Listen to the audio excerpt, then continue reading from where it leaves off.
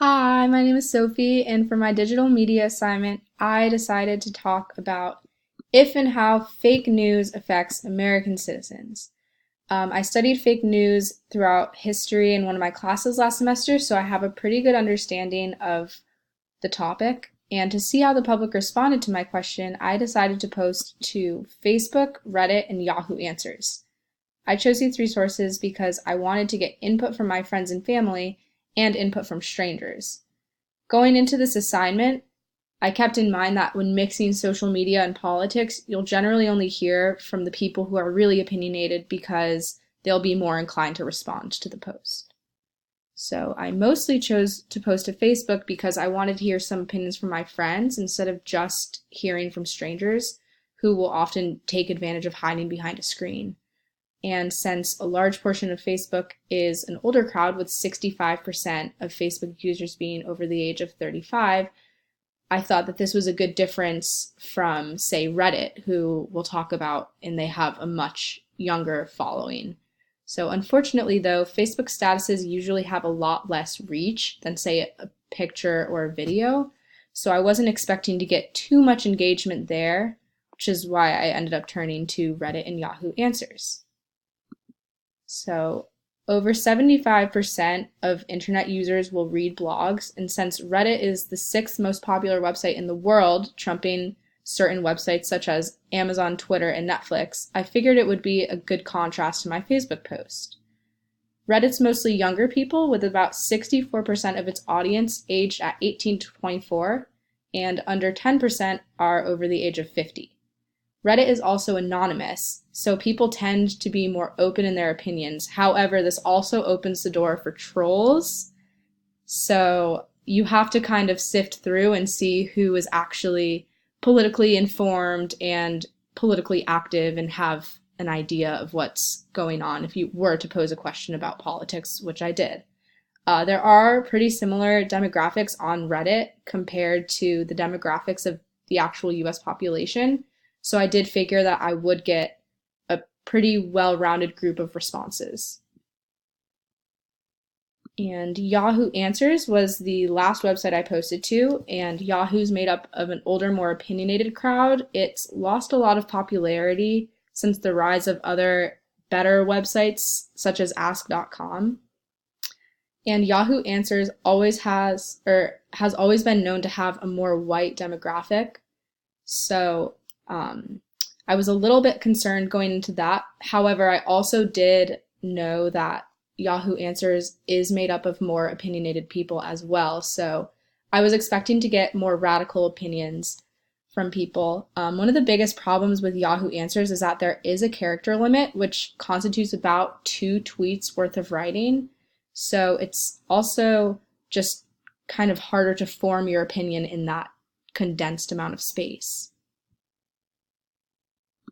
So this is what I posted to Facebook. I did this last Tuesday and allowed for a few days to see how much engagement I would get, but usually on social media, you'll only get engagement within the first couple of days. I did try to keep my post nonpartisan and unalarming. I received comments from a wide range of people.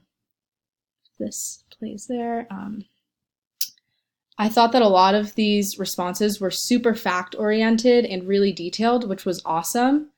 Respondents would then go through and actually like some of the comments that other people would have written, which I thought was interesting to watch. And actually, 2 of my friends had ended up reaching out to each other on Facebook Messenger to further discuss this in private, so that was pretty cool too. But the best comment that I got was from Lawler Brown, which is coming up. It's very informative, and it's just a true account of what he observed in the media when he studied the conglomeration of news sources in Canada at college in the 1970s. So I also haven't spoken to Lawler in about 2 or 3 years. When I worked with him at a horse farm about 2 or 3 years ago. So he ended up taking the time to text me and let me know how important this conversation was. So I got some useful deliberation on Facebook. I believe this is in part because many people have the Facebook app, which directs notifications straight to your phone. And when the majority of people seem to have their phone on them, it's just much more accessible and easy to see. So here's just a short dialogue I had. Claudia, I think my face is covering some of it, but instead of comment replies, like I said, my friends would go through and give likes, which I thought was not necessarily deliberation. However, interesting to see people come together and support other friends of mine that they didn't necessarily know with a Facebook like. So on Reddit, I tried to stir the pot a little and asked if fake news was a threat. And I posted on the politics board, which has about 3,000 to 4,000 followers. And I wanted to just hear some more diverse opinions than what I would have received from my friends, so to say. And this yielded some very interesting and very partisan responses from some users. Again, since Reddit's anonymous, I figured I would get some trolls in my responses. And within a couple of hours, I did. And this one comment generated a lot of unrelated, very aggressive responses. There were personal attacks, and there was just no useful deliberation there. So this is probably in part due to the anonymity factor, and also due to the fact that very partisan-minded people can sometimes be unable or unwilling to hear any opinion besides their own. So this can be expected on a website like Reddit. However, I did get a lot of opinionated but non-hostile answers from people who would then respond following a reply from me. So I thought that this was more useful deliberation here, even though the users didn't necessarily seem to consider other opinions. Reddit also has notifications when you get a post, so I think that's why I was probably heard on this political forum. This is what was posted to Yahoo Answers, and after I saw how many comments their political questions receive, I thought that this would be a good place to post. I included the question regarding who is to blame for the spread of fake news because I thought that might generate some more deliberation. But since there was a character limit, I did immediately notice the detail or the lack of detail in responses.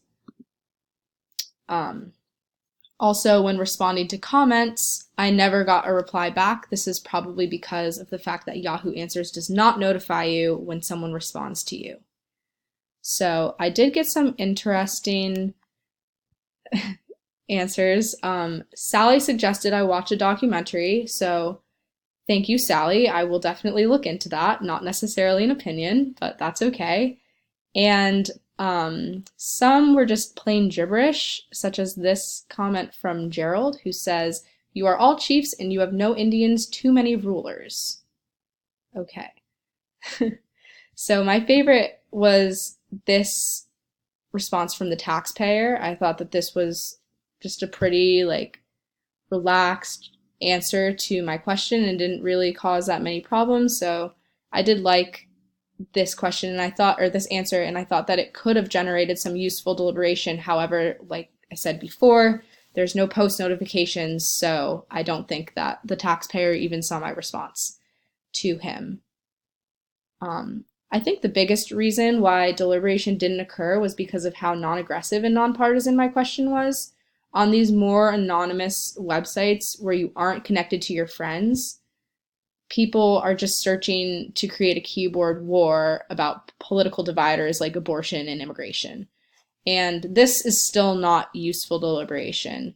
So I also think that a lack of notifications really affects how deliberation sets forth.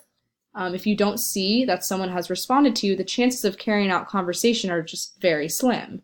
So to generate useful deliberation, I think it is important to think about what you're trying to get from the discussion. If you're okay sifting through these keyboard warriors, then Reddit might be the place for you. But if you don't want this potential hostility and trolls, then posting a non-abrasive, non-partisan question to your friends could generate some very useful deliberation. To further that point, I think it's important that we as a class take time to engage in digital communication about nonpartisan politics, especially in a day and age where people seem to be heavily divided because of politics. Something like this can really bring people together in this connected but disconnected world. Overall, I learned about how different sites generate differences in deliberation based on what you ask about. While I'm sure there's exceptions to the cases, I will be sure to turn to my Facebook friends the next time I want to see some useful deliberation and form connections, and perhaps I'll go to Reddit for more specific partisan questions or to just get a greater volume of responses, just being wary of the trolls. Thank you!